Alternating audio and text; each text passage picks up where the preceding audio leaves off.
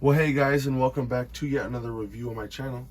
Today we're going to be taking a look at the most recent run of ScaleTrains Rivet Counter Tier 4 GEVOs, or ET44ACs. I have a Canadian National model here, number 3011, with the square exhaust. This model features DCC and a low sound. I picked my model up for $269.99 at Hiawatha Hobbies. So we'll take a look at this model next. Okay, so the unboxing, as usual, is fairly simple. We're just going to lift up the top, if I can get it up there. Lift up the top.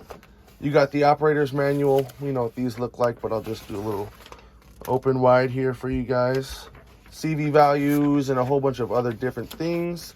And then we have this foam on top, soft plastic around the model, and hard plastic as well. Extra roller bearing caps. And the model is right here. We're going to make sure you get those truck protectors off. We do not want those to make the model tip over. And then I'll take these two pieces of foam out of the sides and we'll take a closer look next. Well, as always, I apologize in advance for any background noise, but taking a closer look at the model, we have the front of the model here. You can see the very beautiful and stunning front of the model there. Let's see if I can focus that a little bit more. We have the front ditch lights and the DPU light, which is very special to CN. We have a whole bunch of separately applied grabs, sand filler hatches, windshield wipers, metal knuckle couplers. Those are ScaleTrains brand couplers. We have the stanchions here, which are a little more flimsy than usual. I don't know what's up with that. We have the air hoses here, the Trainline air hose, headlight, the CN logo, more separately applied grabs, stanchions, and whatnot. You can see the steps there better, and which, by the way, should be see-through as always. So I can focus that. Sorry for the shaky camera, but yep, they are see-through as always. CN 3011 on the side, cab shades right there, roof antennas. You have the Canadian model name for it, which I can't make out. I'm pretty sure that says EF-644T. I don't know what that signifies. Whole bunch of warning labels. You have the red-orange color with the white and the black. You got the CN website logo.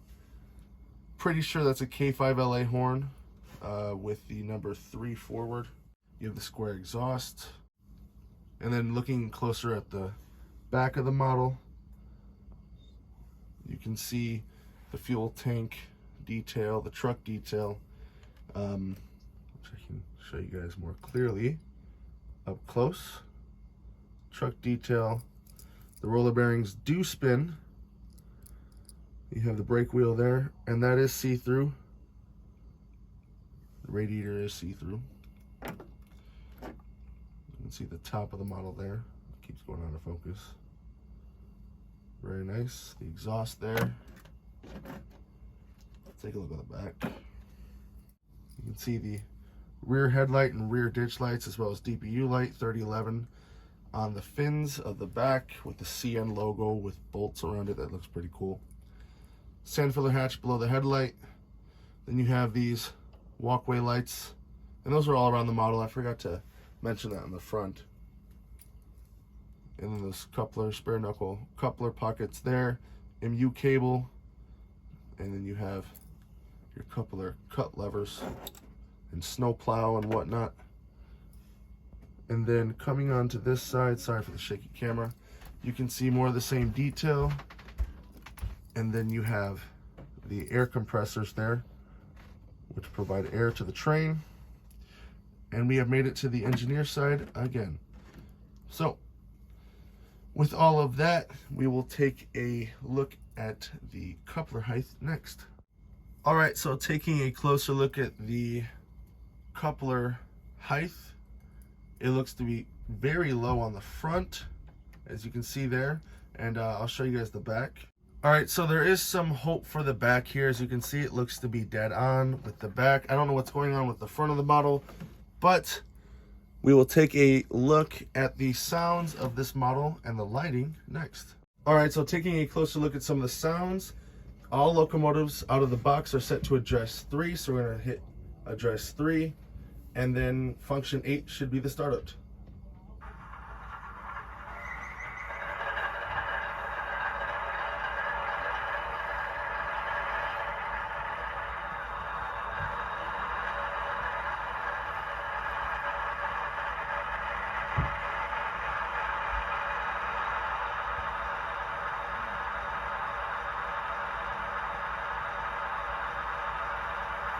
All right, well, I can't tell if that's an updated startup sequence. As you can see back here, I have the last run, which included the heritage units. But taking a look at some of the sounds, we'll take a look at the bell. This is definitely an updated sound chip. And the horn. Listen to that horn.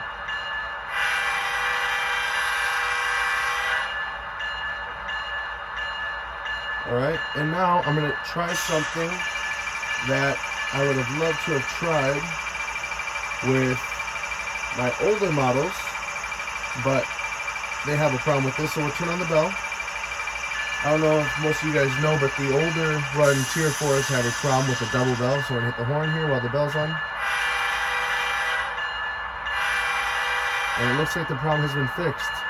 So that's a very wonderful thing, because if you have one of these older run Tier 4s, you know that that's a very annoying problem with the double bell. Then you have to go fix it and all that kind of stuff. But very, very beautiful and very, very, very nice sounding horn.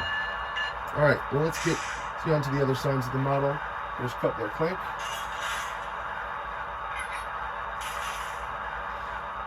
And I believe that's all we can do while the model is just sitting idle. I'm going to push it back just a little bit. We'll give you a better look at some of these lighting features. F0 is going to be the headlight. F5 is going to be your DPU light. We'll get into that in a second. F6 is the ditch light. Now, F12 is going to dim the headlight and turn off your ditch lights, and if you press F12 again, you see how they fade back on, so that's a very nice touch. If I put the model into reverse, and I press 5, it should bring us the DPU light, which doesn't seem to be turning on. That's interesting. We might have to be in motion, I'm not sure.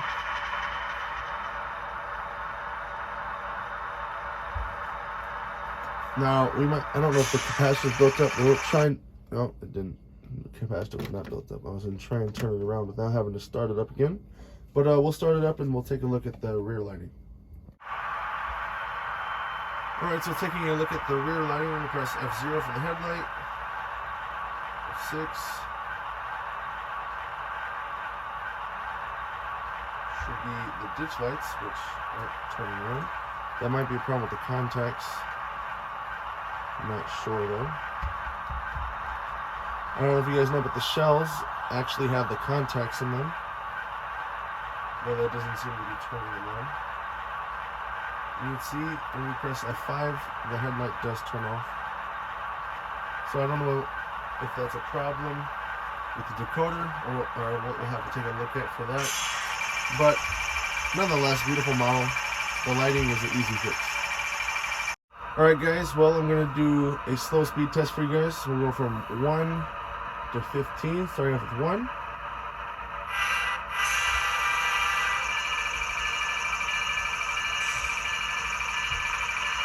There's 1. It's not even moving. 2. 3. 4. 5. 6. 7, 8, 9, 10, 11, 12, 14, 15, 16. Stop it. Sorry for the shaky camera. We might have, because the plastic's getting really warm, we might have a problem with the motor. And this is just out of the box. This is my first time running this. And this is exactly why I like doing these types of reviews. You can see exactly what everything's like out of the box. Here's 9. Each step 9, 10, 11, 12, 13, 14, 15, and 16. Very nice sound selection. Bring it back down to 0. So yeah, I don't know what's going on with the internals. We'll have to take a look at that. But detail-wise, I'd say everything was perfect. There's nothing wrong with the model exteriorly or externally. Nothing wrong with the main lighting. I'd say that